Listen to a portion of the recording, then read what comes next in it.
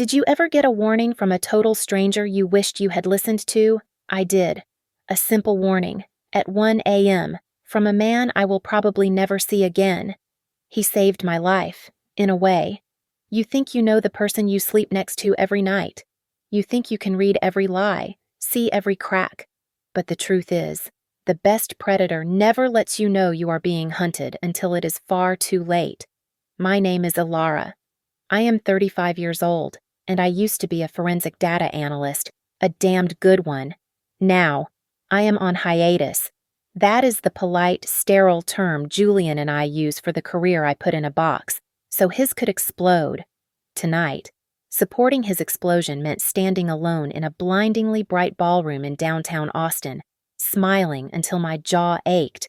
The gala was for the bleeding edge of tech, a suffocating sea of venture capitalists and startup CEOs, all high on their own disruption.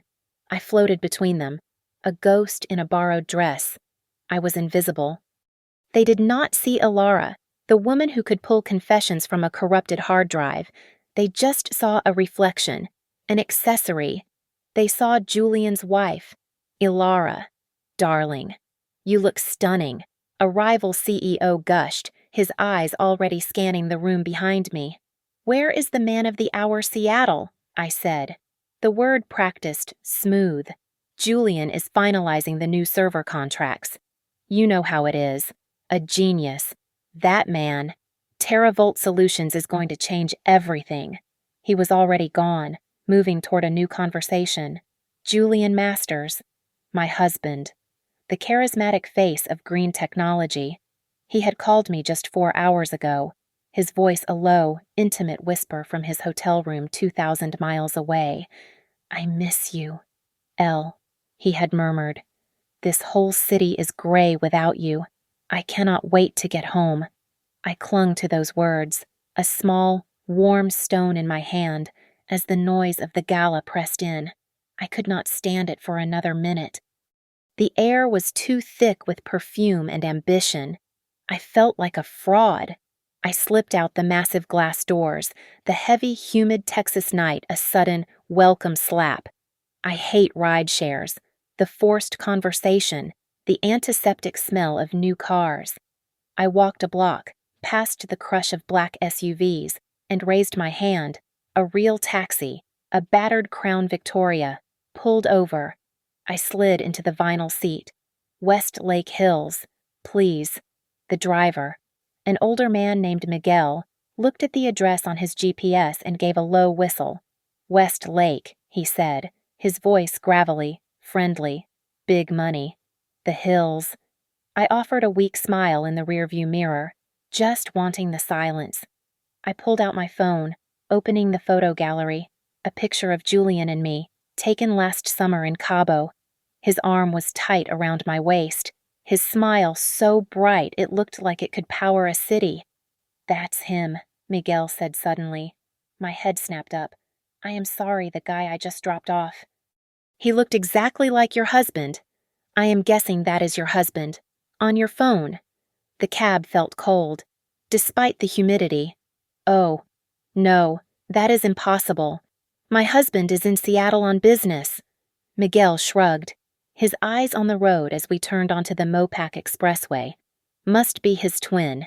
Then, just weird, is all. I just dropped this fella off at the Hotel San Jose, on South Congress, with a woman. He paused. She had red hair. I mean, red hair. You could not miss it. They looked real close, real cozy. A strange, sharp laugh escaped my throat. It sounded brittle, ugly. Austin is full of lookalikes, I said, trying to make my voice light. It is a type. You got that right, ma'am, Miguel said, and thankfully, he fell silent. I paid him in cash, adding a 40% tip I could not explain, and walked into our house, the cavernous, minimalist glass box Julian called our home. It was always cold. The silence was deafening, but Miguel's words stuck to me, like burrs. Hotel San Jose. Red hair. Real cozy. It was ridiculous. An absurd coincidence. I was tired. I was lonely. Julian was in Seattle. He loved me. I went to the kitchen, poured a glass of water, and opened the Find My app on my phone. Just to erase the thought, just to quiet the stupid, nagging voice. There he was, Julian Masters. A small blue circle pulsed over the location of his iPhone. It was exactly where it should be. Austin Bergstrom International Airport. In the long-term parking garage, where he'd left his car 3 days ago.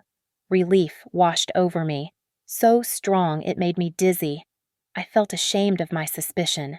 I was about to close the app when my eyes scanned the other devices on our shared family plan. The kids' iPads, my laptop, and the family iPad, the one that sat on the kitchen counter. I picked it up, my hand slightly unsteady. I opened the app again on that device. There, in the list of devices, was one I had completely forgotten about, Julian's old Apple Watch. The Series 5. He had upgraded last month and tossed this one in his desk drawer, saying the battery was shot. He must have packed it by mistake, maybe grabbing the wrong charging cord. Its location was active. My finger hovered over the screen. I felt the blood drain from my face. I tapped it. The map zoomed out from the airport. It crossed Lady Bird Lake. It moved south, past downtown, into the trendy strip of South Congress. A small icon pulsed gently, insistently, over a low-slung boutique hotel. The location, Hotel San Jose. I did not cry.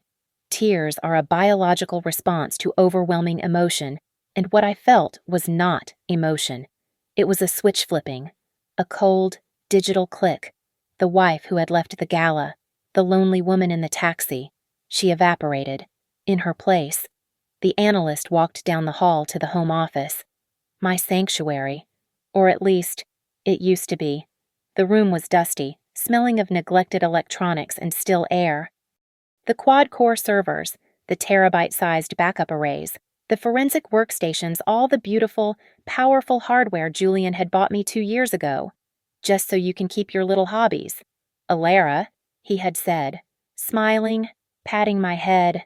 My little hobbies had once put men in prison. Tonight, that hardware was waking up.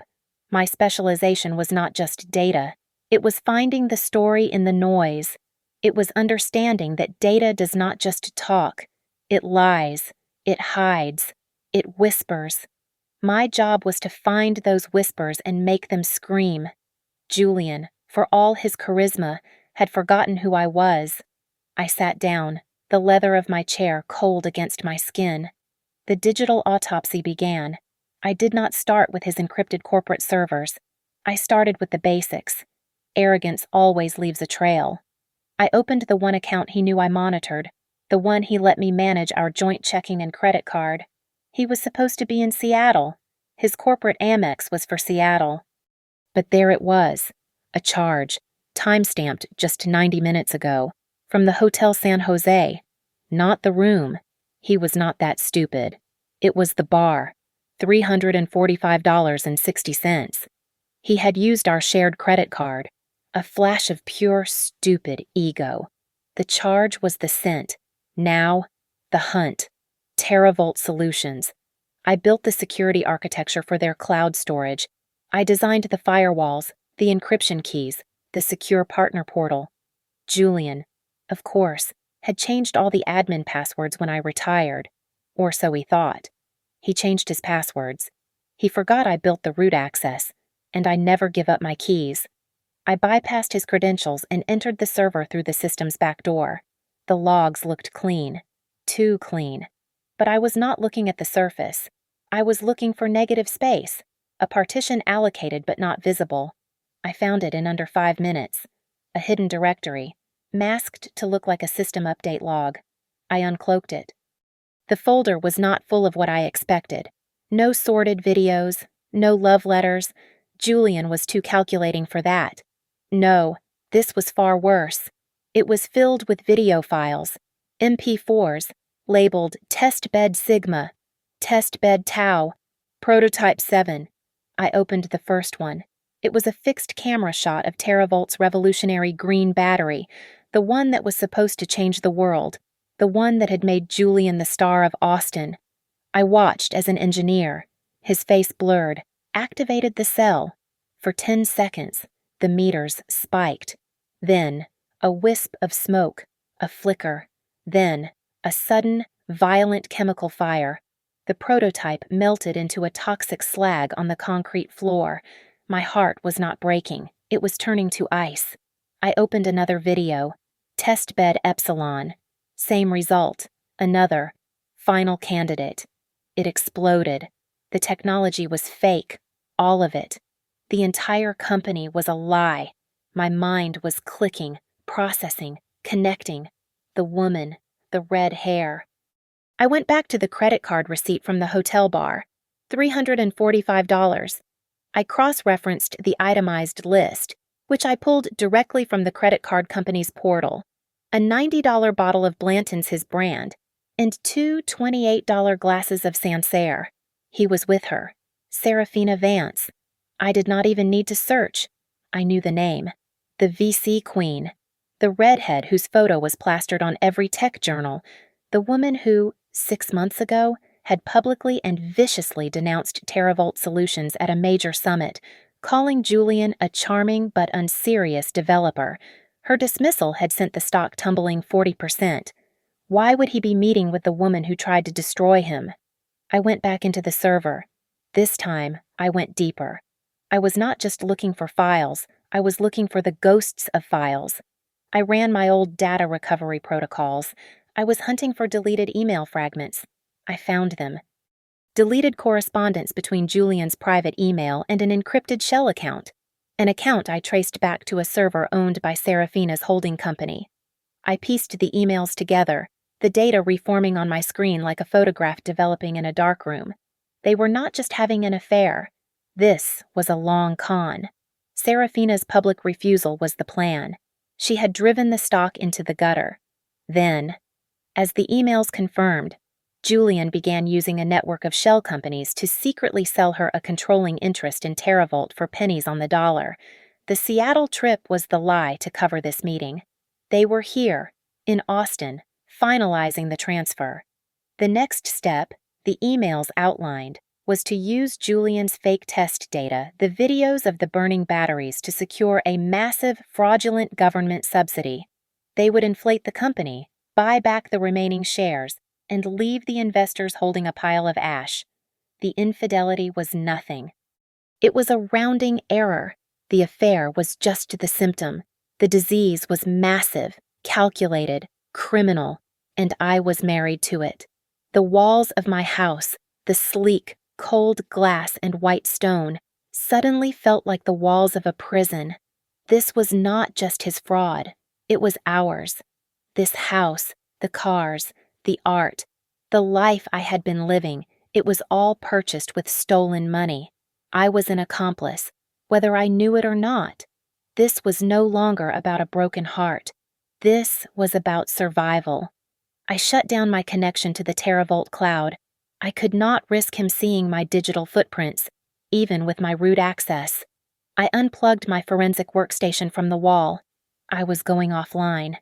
In the back of my server closet, behind a false panel, was my real system, an air-gapped, offline server bank, powered by its own uninterruptible power supply. This was my old-school obsession, the one Julian always teased me about. Who needs offline storage in the cloud? L, he would ask. Someone who knows the cloud is just someone else's computer. I began the meticulous transfer, dumping every file, every email, every ghost of a file I had recovered onto my secure drive. For the next 12 hours, I did not sleep. I just worked, fueled by a cold, pure rage. I booted up a program I had not used since graduate school, a proprietary data visualization tool I had coded myself. It was designed to find patterns in financial chaos. I fed it the fragments from Serafina's servers. I fed it the TerraVolt accounting ledgers. I fed it the recovered emails. And I watched the monster take shape. My program did not create spreadsheets. It created beautiful, terrifying maps. I watched the lines of money bleed out of TerraVolt, bright red streams moving from the corporate accounts. They did not go to suppliers or payroll. They flowed into a complex web of shell companies. The names were banal: Austin Logistics, Global Synergy Partners, Tex and Investments. From there, the money swirled, mixing and churning in a dozen different accounts, before one single dark blue line emerged, moving offshore, terminating at a single point in the Cayman Islands. I dug into the incorporation papers for those shell companies. I ran the names of the board members. They were fakes, generated identities, except for one: Tex and Investments, the registered agent, the name on the charter, my name, my maiden name. My blood did not run cold. It turned to vapor. He had used me. He had used my old identity, my pre-married self, to sign the papers for one of the primary drains. He had physically implicated me in his crime. He had built his trap, and I was standing in the middle of it. I left the data to render and opened a new window. Our clean assets. The joint savings account we had before TerraVolt. The E-Trade portfolio with stocks I had picked. Not him. It was a substantial amount. My hiatus money. I began to liquidate. Calmly. Methodically. I sold the Apple stock. I sold the bonds. I transferred every liquid cent from our joint accounts into a new, private one. An account I had opened 6 months ago, under my own name, at a different bank. I had told Julian it was for a freelance design business, a little hobby to keep me busy. He had laughed and patted my head again. Whatever you want. L, have fun. The last piece of the puzzle was his personal financial server, the one where he kept our wills, our taxes, our life. I entered, my old credentials still working. He had not thought to lock me out of our life, only his business. I was looking for other assets, hidden accounts, but I found a different folder. Insurance. I opened it. Life Policy Masters, a J, and right next to it, Life Policy Masters E, my policy. I clicked the file. It was a standard $2 million policy. I read the details. I was the insured. He was the beneficiary. Standard practice. But I saw an attachment, a rider, an update. Electronically signed just last week. He had doubled it. The policy was now worth $4 million. A chill, so profound it was physical, wrapped around my spine. This was not a plan B. This was not a golden parachute. He was not just planning to leave me. He was planning to leave me. The con with Serafina would close. The fake tech would be exposed. The money would be gone. And the only person who could trace it all back to him, the only person whose name was on a shell company, was me. And I would be dead. A tragic accident. Probably worth $4 million to the grieving husband. The taxi driver's voice echoed in my head. Hotel San Jose. With a woman. That man had not just warned me about an affair. He had, without knowing it, handed me a stay of execution. I could not let this house, this life, become my tomb. Julian had an army of investors, lawyers, and now, a co-conspirator. I had a taxi driver's warning and a secure server. I was outgunned. Unless I found my own ally, there was only one person who mattered: Ben Carter. Ben was the co-founder. He was the actual, staggering, eccentric genius behind TerraVolt. Julian was the salesman, the face. Ben was the brain, the man who had actually invented the original, viable but less profitable version of the battery. He was a pure idealist, a man who believed green tech would save the world. He lived in a rented condo, drove a 10-year-old Subaru, and poured his entire soul into the company's lab. He trusted Julian completely. I knew Ben's routine. Every day at 3 p.m., he walked from the lab to a small independent coffee shop for a double espresso. At 3:05, I accidentally bumped into him at the door, spilling a little of my own coffee. "Alara, oh my God, I am so sorry," he said, fumbling with napkins. "Ben, no, it's my fault. I am so scattered." I made my voice tremble. Just a little. I let him see the dark circles under my eyes. Hey, are you okay? He asked, his brow furrowing with genuine concern. You look exhausted. Is it Julian? Is he okay? This Seattle trip seems to be stressing everyone out. I let out a small, shaky laugh. That's why I was hoping to see you. Can we sit down? Just for a minute. We sat at a small table. I played the part of the devoted, confused, worried wife. Ben, I am worried about Julian. He seems so stressed. He is not sleeping. He is snapping at me. And, Ben, I found something. I am probably crazy. I am sure it is nothing. What is it? Ilara. I slid my phone across the table, showing him a single, isolated screenshot. Not the fake tech, not the affair.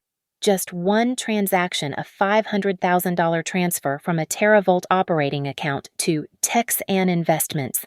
I was paying our bills, I whispered, lying. And I saw this. What is Texan? Ben's face went white, then a dangerous, splotchy red. What the hell is this? I do not know, I said, my eyes wide.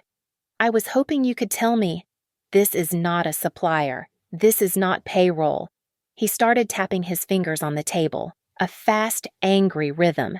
He did not tell me about this. He is supposed to tell me about any transfer over $50,000. That was our agreement. He looked at me, his anger turning to embarrassment. Ilara, he has locked me out. What? The financial servers. He changed the admin passwords 2 weeks ago. He said it was a new security protocol. He locked me out of my own company. This was it. The door was open. I reached across and put my hand on his. Ben, that is terrifying. What if he is in trouble? What if someone is blackmailing him? I was planting the seeds, giving him an excuse for his partner's behavior. I do not know, he said, his mind clearly racing. I can help, I said quietly. I designed the system. Remember, he changed the passwords, but the architecture is still mine.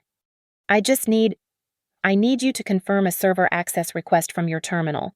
Use your partner-level credentials. It will look like a system diagnostic, a password reset. It will let me see what is really happening. It will let us protect the company. Protect him.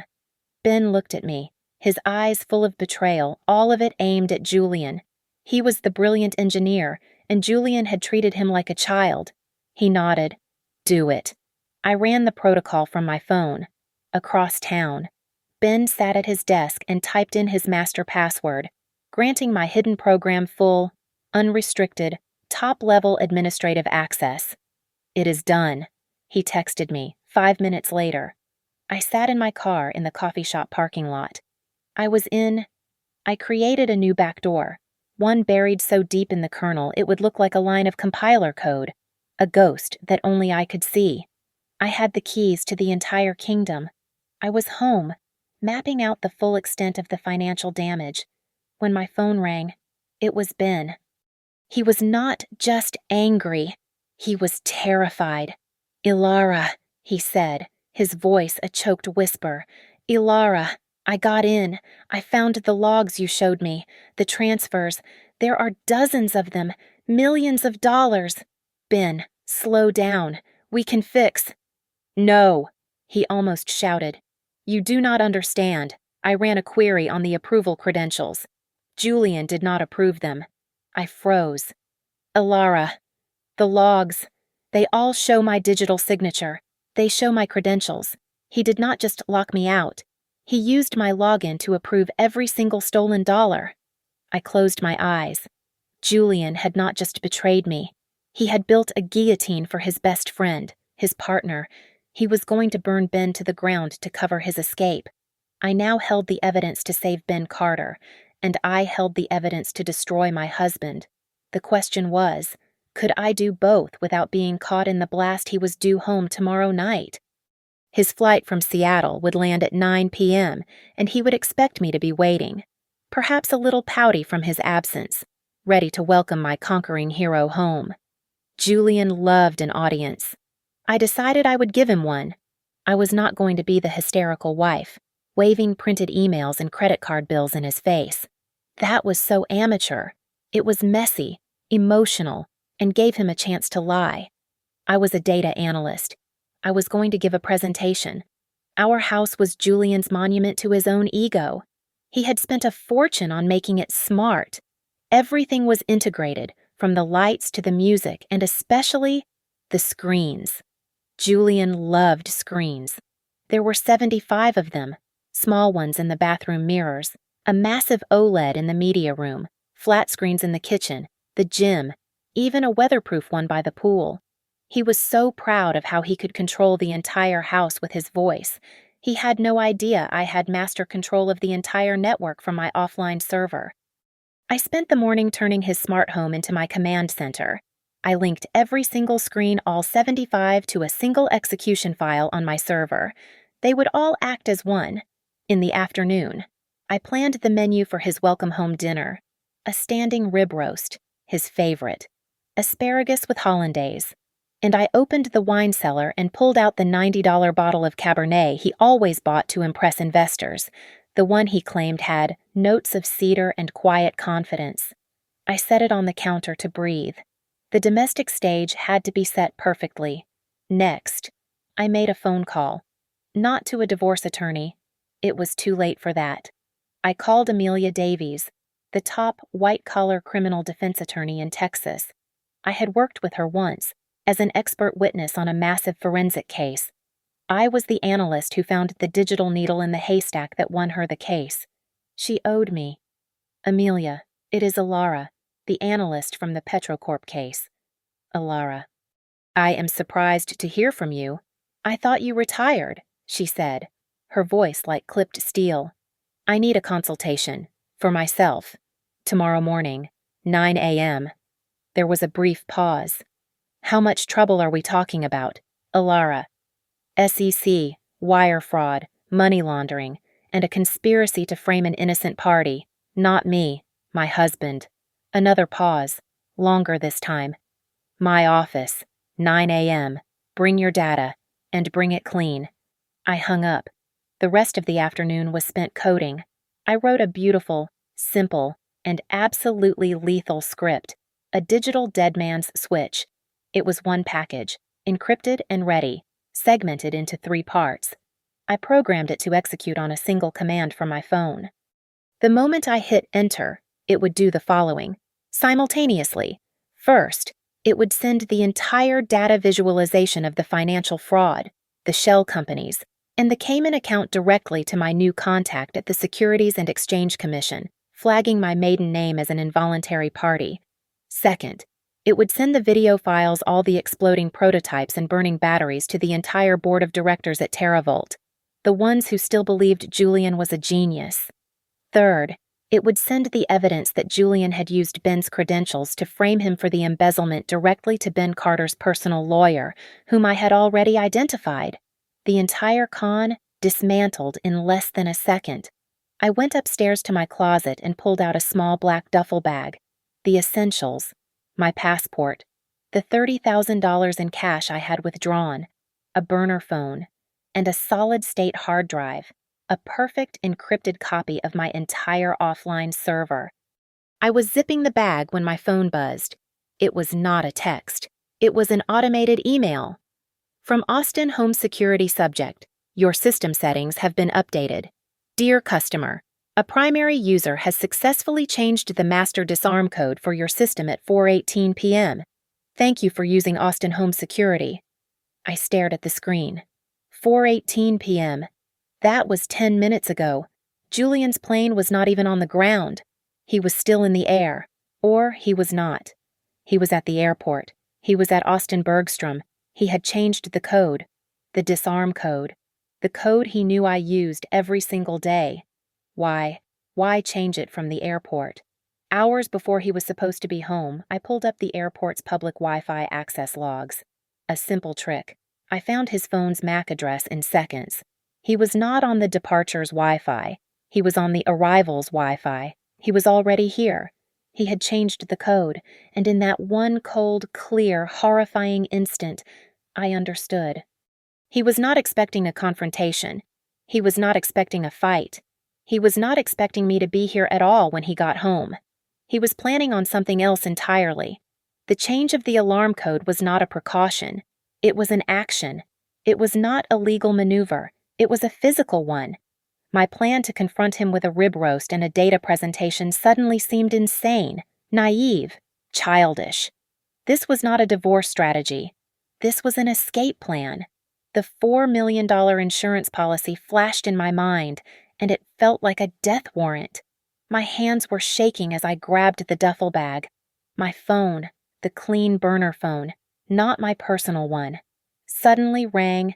It buzzed on the marble countertop, a harsh, unfamiliar sound, an unknown number. I picked it up, my voice a dry rasp. Hello? Is this Mrs. Masters? Is this Ilara Masters? The voice was gravelly, familiar. Who is this? How did you get this number? I had bought this phone with cash only 2 days ago. My name is Miguel. I was your taxi driver. From the gala. I stopped breathing. The duffel bag slipped from my shoulder. Miguel, how? How did you find me? I was worried, he said, his voice urgent, no longer chatty like it was in the cab. Look, ma'am, I have not been completely straight with you. I am retired APD, homicide. I drive the cab to keep from going crazy. But old habits, you know. I leaned against the wall. What habits? Miguel. You get in my cab. You are looking at that picture of your husband. You are heading to West Lake. You looked scared. And you tell me he is in Seattle. But I just dropped off his twin at the San Jose. It did not sit right. It was a coincidence, I whispered, lying to myself. No, ma'am, it was not. When I saw him and that red-haired woman get out of the hotel bar, they got into a car, a Tesla. I ran the plate. You learned to memorize plates. The car is registered to Serafina Vance. You ran her plate. That is the thing. Mrs. Masters, Serafina Vance she is a person of interest. There is a multi-agency task force looking at her. They have been for 6 months. I still have friends on the force. I still go to the barbecues. A cold, awful realization was dawning. Why was she a person of interest? She has a habit of making partners and problems disappear. They are looking at her for massive financial crimes, wire fraud, the works. But what has them really interested is the disappearance of a guy, an analyst, worked at her last big venture. He found out she was cooking the books, and one day, he just vanished, went on a hiking trip in Big Bend and never came back. I almost dropped the phone. An analyst, the same as me. Miguel was not just a driver. He was not a coincidence. He was a guardian angel in a Crown Victoria. Miguel, I said, my voice shaking. My husband. His picture. You said you recognized him. Yeah, Miguel said, and his voice went hard. I did not recognize him from your phone, ma'am. I recognized him from the surveillance photos in the task force file my old partner showed me. He has been on their radar for weeks, ever since he got cozy with Vance. I just could not place the face until I saw you. And then, the final twist. Ilara, he said, using my first name now, his voice dropping. You need to get out of that house. Right now. You cannot be there. What? Why? I am still connected. I heard chatter. Vance has a cleanup crew. She uses them when a deal is done, or when there is a loose end. You told me your husband was on a trip. He is not. He is here, with her. They are closing the deal. And you, ma'am, you are the loose end. Changing an alarm code from the airport. That is protocol. That is so the crew can get in without a fuss, and you cannot get out or call for help. They are not coming to talk. My blood turned to ice. He was not planning a divorce. He was planning an erasure. Ilara, do you hear me? You get out. You walk out the back door right. A sound. Outside. The distinct crunch of tires on the gravel of our long, private driveway. I ran to the front window, peering through the blinds. "Miguel," I whispered, my heart hammering against my ribs. "What is it?" "A car is here. It is not Julian's. It is not my car. It is a black van. No logos. No license plate on the front." I watched, paralyzed. As the van stopped, the doors slid open. 2 men got out. They were not wearing suits. They were wearing dark blue work overalls, like electricians or plumbers. They were not carrying toolboxes. They were not police. "They are here," I whispered into the phone. "Miguel, they are here. Did you set that silent alarm I told you about? The one linked to my cell?" Miguel's voice was a steel rod. "Yes." I lied. I had not. I was setting it up now, my fingers flying across the security app on my phone, rerouting the panic signal from the local police to his number, just as he had instructed. "Push it. Now," he commanded. "I am calling it in as a 1031 home invasion in progress. Officer on site. Get to the safest room in your house, the one with the strongest door, and lock it. Do not come out. Stay on the line." I heard the beep-boop chirp of the front door's keypad, the sound of Julian's new code, the sound of the system disarming. They were in. "They are inside," I whispered, not to Miguel, but to the air. I dropped my burner phone on the counter, the line still open. I grabbed my personal phone and the duffel bag and ran, not to the bedroom, not to the panic room Julian had shown investors but never actually finished wiring. I ran to my server room, the reinforced closet with its own ventilation and a solid core steel door. I slammed it, threw the deadbolt, and wedged a chair under the handle. I heard them, 2 distinct sets of heavy footsteps. They were not sweeping the house. They were not searching for me. They moved with purpose, their boots echoing on the polished concrete floors. Straight down the hall, clang, crash. The sound of my office door being kicked in. I leaned my head against the cold steel door, listening. A splintering sound. The unmistakable thwack of a crowbar into a desk. They were destroying my office. They were not here for me. They were here for the data. Julian, the arrogant, stupid fool. He had sent them. He had called Serafina's cleanup crew, not to silence his wife, but to destroy his wife's little hobby. He was so blinded by his own ego, so convinced of my ignorance. He thought the evidence was just sitting on the computers in my pretty glass-walled office. He thought he could erase the whole thing, then deal with me later. He had no idea. The computers they were smashing were decoys. The drives they were pulverizing were old, wiped, filled with gigabytes of useless, corrupted files. The real data, the real evidence, was in my hand, in this room. "They are in the wrong room," I said, my voice calm. The shaking stopped. The analyst was back. I sat on a server case, pulled out my phone, and opened the app I had spent all afternoon coding. It was a simple, elegant interface. 1 button, a black screen with a single, red word, execute. I pressed it. The phone gave a simple confirmation. Sent. The package was gone. The SEC had the fraud. The board had the videos. Ben's lawyer had the proof. The digital war was over. I had won. But the physical one was still in my house. I could hear them, grunting and smashing. And then, a new sound. A soft, musical chime. The sound of a smart home system activating. The sound Julian loved so much. It chimed from the kitchen, the living room, the media room. It chimed 75 times. On my phone. I pulled up my own access to the security cameras. I wanted to see this. In my office. The 2 men froze. The sound had startled them. One of them looked up at the small security camera in the corner of the room, a camera he had not bothered to disable. He would now, because on the 30-inch monitor on my desk, the one they had not smashed yet, an image appeared, his own face. It was on every screen. In the living room, their faces, live, were now plastered across the 75-inch OLED. In the kitchen, The small screen that was supposed to show recipes now showed their profiles. Every screen in the house, all 75, was broadcasting a live feed from the security cameras, showing exactly what they were doing. But I had added a final touch. My data visualization program was not just for financials. I was running a real-time facial recognition scan. On every screen, their faces were highlighted by green targeting boxes. Beside them, data streamed in from public records, their names, their ages, their last known addresses, their criminal records, and beneath it all, a single pulsing red line of text.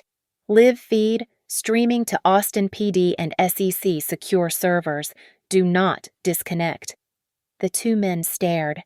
They looked from the screen to the camera and back to the screen. The blood drained from their faces. They were not cleanup. They were evidence. They had been set up. One of them dropped his crowbar. It clattered on the hardwood floor. The other man did not even look. He just turned and ran. They scrambled out of the office, falling over each other, their boots slipping on the polished concrete as they sprinted for the front door. I watched them burst out into the night, the black van peeling out of the driveway, gravel flying. And then, I heard it. In the distance, coming up the long hill of West Lake, a sound that was not on my smart home system. Sirens. Getting louder. Miguel. I waited. I did not wait long. I heard the crunch of heavy boots on the gravel, followed by a hard, authoritative knock. Austin PD, ma'am, we have a report of a home invasion. Are you all right? I pulled the chair away from the server room door, unthrew the deadbolt, and stepped out. The house was silent, but the smell of ozone from my smashed computers hung in the air. I walked past the destroyed office, a monument to his arrogance, and went to the front door. 2 uniformed officers were on the porch, their hands on their holstered weapons. Behind them, in the driveway, half hidden by his old Crown Victoria, was Miguel. He gave me one short, affirmative nod. Ma'am, are you okay?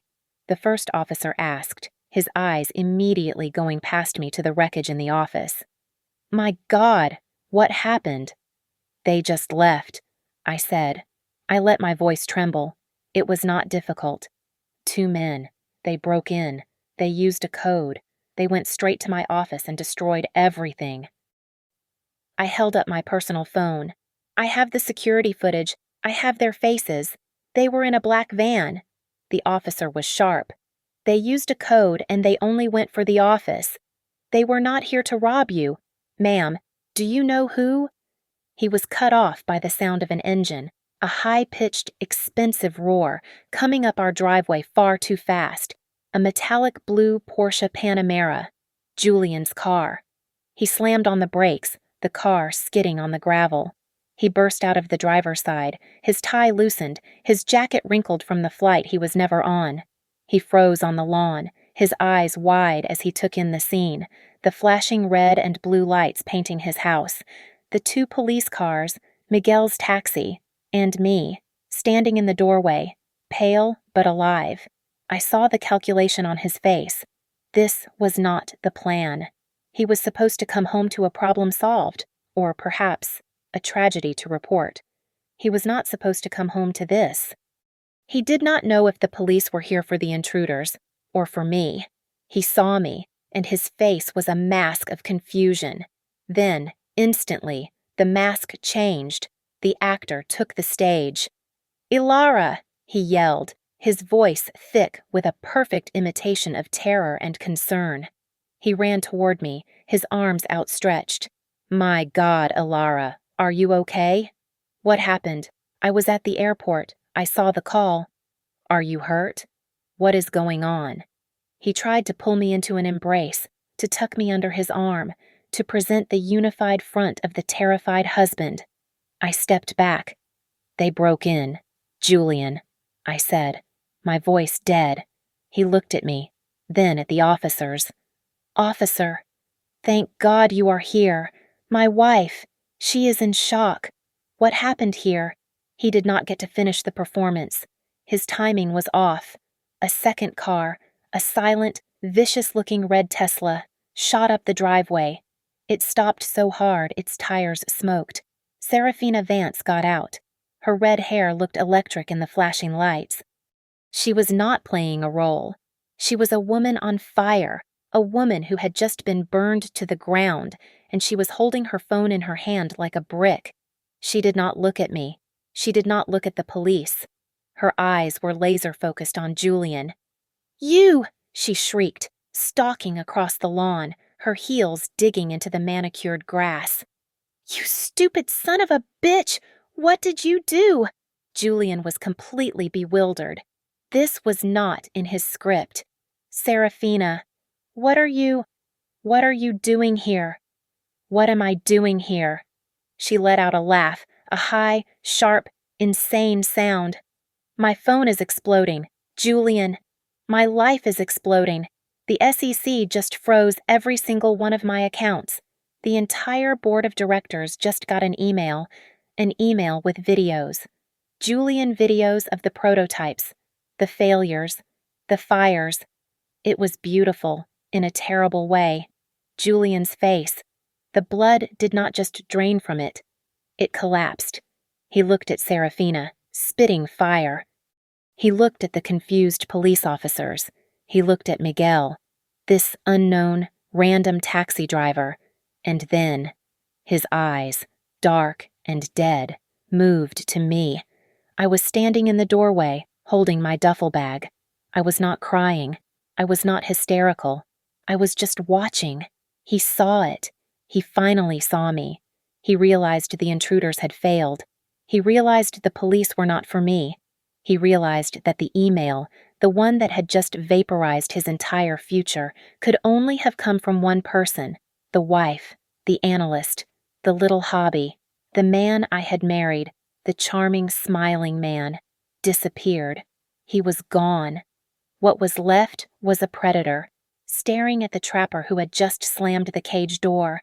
He took one step toward me. His voice was not a shout. It was a low, venomous hiss, more terrifying than Serafina's rage. "You," he whispered. "You did this." The officers tensed, sensing the shift. "You stupid, stupid." "Fool," he breathed, the words dripping with a hatred so pure it was stunning. "Do you have any idea what you just destroyed? Do you know what you have done?" The world seemed to stop. The sirens were silent. The lights just flashed, red, blue, painting us all in this horrible tableau on the lawn. I looked at him, at the wreckage of the man who had built a life on lies and was willing to sign a $4 million policy on my death. "No, Julian," I said. My voice was cold and clear, and it cut through the night. "I know exactly what I destroyed." I stepped out of the house, onto the porch, letting the red and blue lights wash over me. And I know exactly what I saved. The chaos of the front lawn dissolved into the sterile, fluorescent buzz of the downtown precinct. It was 3 a.m. We were a bizarre parade. I was classified as the victim of a home invasion and a material witness. Julian and Serafina were separated immediately, placed in 2 different interrogation rooms as persons of interest. My lawyer, Amelia Davies, was already there when I walked in, as if she had been conjured from the shadows. She was wearing an impeccably tailored suit, even at this hour, and held a steaming cup of black coffee. She handed one to me. "Ilara," she said, her voice a low murmur as she guided me to a quiet, clean interview room. "You have had a very, very busy night. That data package you sent me an hour ago, just before you called, was comprehensive. Let's talk before they do." But they were already talking. "Serafina," Amelia explained, "was a cornered animal, and cornered animals will chew off their own leg to escape. She's singing," a tired-looking detective told Amelia in the hallway, loud enough for me to hear. "She's claiming she's a victim, too, that Julian Masters conned her, lied about the tech, lied about the financials. She's painting him as a pathological liar." "That part is true," I said from the doorway. The detective looked at me, his eyes weary. She's also painting you, Mrs. Masters. She's saying Julian was terrified of you, that you were emotionally and financially abusive, that you controlled his every move. That's why he had to hide money from you, to protect himself. It was a good strategy, a desperate one. Paint me as the monster, paint Julian as the frightened puppet, and paint herself as the innocent woman he ran to for help. She's a survivor, I said to Amelia, who just nodded, sipping her coffee. She'll say anything. It's Julian I'm worried about, Amelia said. Serafina is just noise. Julian, he's your husband. He knows how to hurt you. As if on cue, the detective's partner, a younger woman with sharp eyes, approached. She was holding a file. We just finished our first pass with Mr. Masters, she said, her voice carefully neutral. She was looking at me. He's singing a very different song. We waited. According to him, the detective continued, he's the victim, not of Serafina, of you. He says he's a simple tech guy, a big picture thinker. He says he trusted his wife, a brilliant forensic analyst, to handle all the boring financial details. His words. I felt the shift. The air in the room changed. I was no longer the victim. I was a variable. He says you were the one moving the money, the detective said, her eyes fixed on mine. He says when he started to suspect something, you became erratic. He says you locked him out of the accounts. I almost laughed. It was a perfect mirror image lie. That's a bold accusation, Amelia said, stepping in. Where is the proof? That's the thing, the detective said. She opened the folder. He gave us proof. He says you were the one who set up the shell companies to launder the money. He just gave us the incorporation papers for a company called Texan Investments. The one that received over $5 million. She turned the paper around for me to see. It was the document I had found hours before, the one with my name on it, my maiden name. That's you, isn't it? Mrs. Masters. The detective asked. Registered agent. Ilara Vance. That's your signature. Julian. He had been holding this. This was his ace, his final, brilliant, devastating move. He had known all along that if he was ever caught, he would simply point the finger at me, and he had the one document he needed to make it stick. The analyst, the wife, the mastermind. He would walk away, the charming, duped inventor, and I would go to prison for his crimes. The detectives were looking at me through the one-way glass now. I knew they were. The whole case, so clear just moments before, had become incredibly, dangerously complex. Amelia looked at the paper, then at me. Her face was calm, but her eyes were asking a question. I met her gaze. I was not panicked. I was not even angry. I was ready. He was always predictable, I said, my voice quiet. I knew he would do this.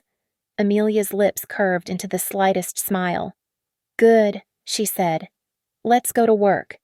Amelia walked into my interview room, her expression unreadable. She shut the door, and the click echoed in the small space. They are trying to pin it on you, she said, her voice flat. Julian is the star witness. He is claiming you were the mastermind, and they have your signature on the incorporation papers for Texan Investments. They think they have you. Ilara. I nodded slowly. I felt a strange, profound calm.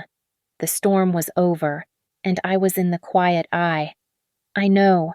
I was waiting for that. I stood up and knocked on the door. The female detective opened it. We are not finished, Mrs. Masters. No, I said. We are. Please come in. You too, I said to the other detective. You will want to hear this. They filled the small room, along with Amelia. I turned to the one-way mirror, knowing Julian was likely on the other side, watching, thinking he had finally won. Detective, I said, Julian is telling the truth. I did set up that company. He is correct. I saw their faces change, confusion, triumph, in the case of the male detective. Amelia just watched me, a small, knowing look on her face. But I did not do it to hide money, I continued. I did it to trap him. I slid my laptop, the one from my duffel bag, onto the table. You have been trying to access a final encrypted partition on my secure server. You have failed. It was time-locked. It unlocked at 5 a.m. The password is taxis in Austin. Please, open it. The female detective looked at Amelia, who nodded. The detective opened her own laptop, her fingers flying. I watched her access the drive. A single file folder appeared. Open the file, I said. The file contained a single audio recording. I had made it over a year ago. The file is an audio-video capture, I explained, as the detective hit play. From a conversation in our home office. Julian's voice filled the room, not hissing with hatred, but warm, charming, patient. It is just a simple tax procedure, his voice said. All the executives do it. We just need a simple holding company for some of the assets, a buffer, for legal protection. My own voice, from a year ago, sounded hesitant, trusting. A shell company, Julian, that sounds risky. It is not a shell company, darling. Do not be so dramatic. He laughed. It is a standard tax vehicle, and it is better if it is not in my name. It looks cleaner. Just use your maiden name, Alara Vance. It has a good ring to it. Right. It is 100% legal. Just trust me. The detectives were staring at the screen, but they were not just listening.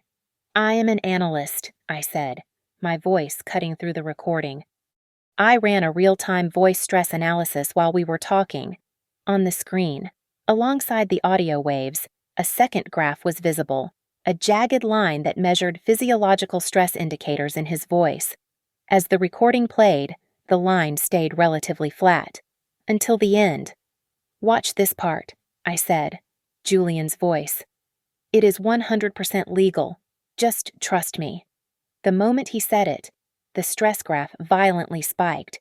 It hit the top of the chart, a bright red, undeniable mountain of a lie. I recorded it because I knew he was lying, I said to the silent room. I just did not know why. I thought it was a simple affair he was hiding, or a small financial indiscretion. I did not know. Until tonight. I looked at the detectives. My evidence shows coercion. Serafina's evidence, her testimony, will show collusion. And Julian's evidence, his lies, his frame job, it just shows desperation. You have him. The case did not just collapse. It inverted, turning all its weight from me onto him. It was over in hours. Serafina, the survivor, took the plea deal, agreeing to testify against Julian in exchange for a reduced sentence.